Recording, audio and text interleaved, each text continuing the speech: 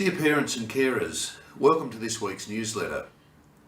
Earlier this week, the Prime Minister announced that the date for the referendum on an Indigenous voice to Parliament will take place on October 14.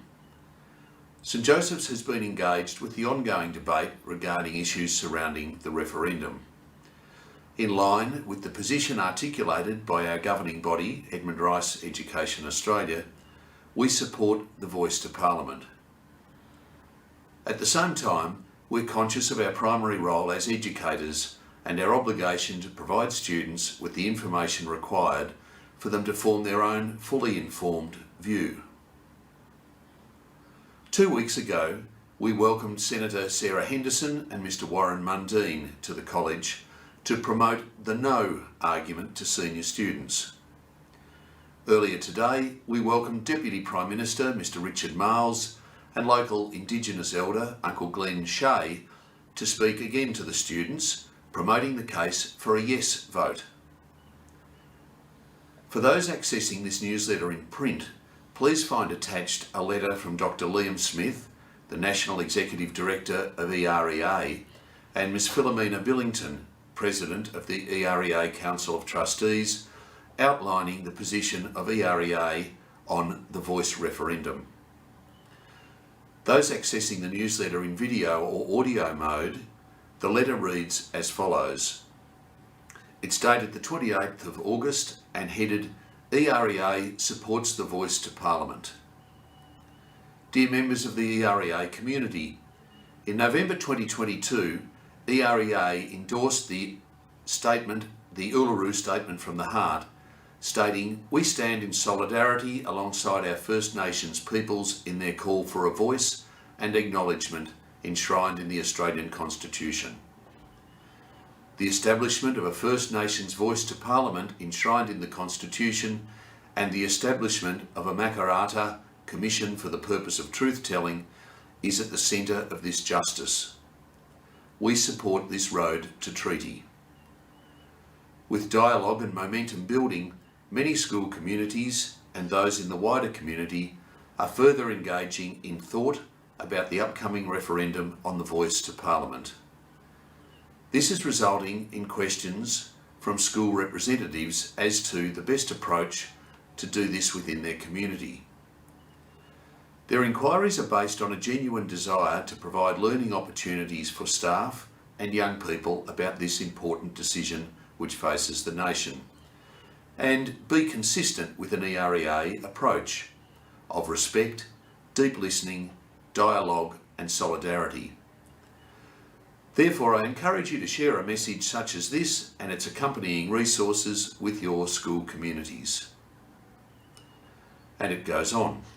Within the EREA organisation Acknowledgement of Country, we accept the invitation contained in the Uluru Statement from the Heart to listen to the First Peoples of Australia and work together for reconciliation, justice, equity and healing.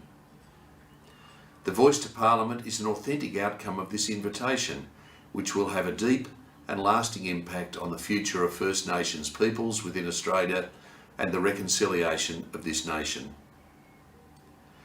In living out our commitment to justice and solidarity, to truth-telling and to deep listening, we support and encourage school communities to continue their reconciliation learning journey, including what a voice to Parliament could look like and the possible impacts that could be felt by Aboriginal and Torres Strait Islander people as a result of having an enshrined voice.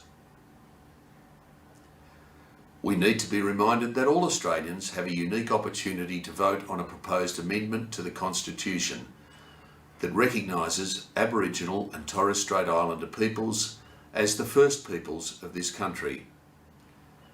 This recognition will be seen through the establishment of a voice, which will be an independent representative body for First Nations peoples speaking on behalf of issues affecting Aboriginal and Torres Strait Islander people. We stand in solidarity with like-minded organisations, including the National Aboriginal and Torres Strait Islander Catholic Council, Reconciliation Australia, the Australian Catholic Bishops' Conference, the National Catholic Education Commission, Catholic Social Services Australia, Caritas and the Edmund Rice Centre. All of these bodies have commenced a process of positive dialogue within their organisations.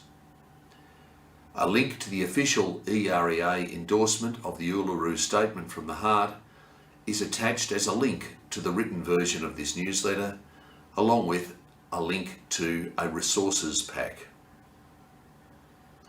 And that letter from EREA is signed by Dr. Liam Smith, the National Executive Director, and Ms. Philomena Billington, President of the Council of Trustees of Edmund Rice Education Australia.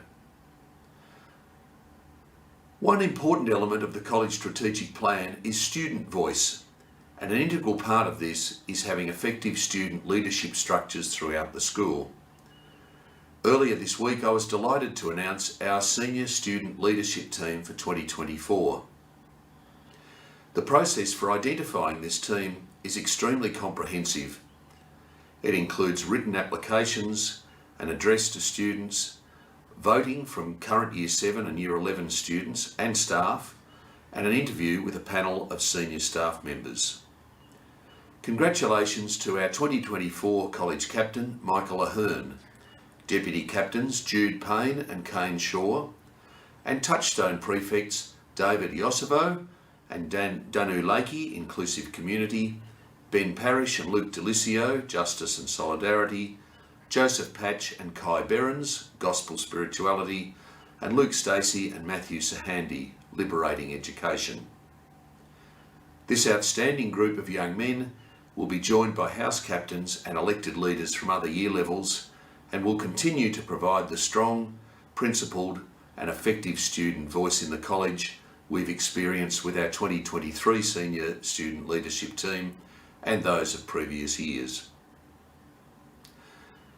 Each year the college is required to undertake a Maxis survey. This survey is undertaken by all students and staff and is sent to a representative sample of 450 families. The data provides an important snapshot into what we're doing well and areas where we need to focus on improvement. If you were one of the lucky families chosen at random to receive this survey, it will have arrived in your email earlier this week, and we'd be very grateful if you would complete it at your earliest convenience. Our current Year 12 students are rapidly approaching their final classes, with only about 4 weeks remaining for our VCE students.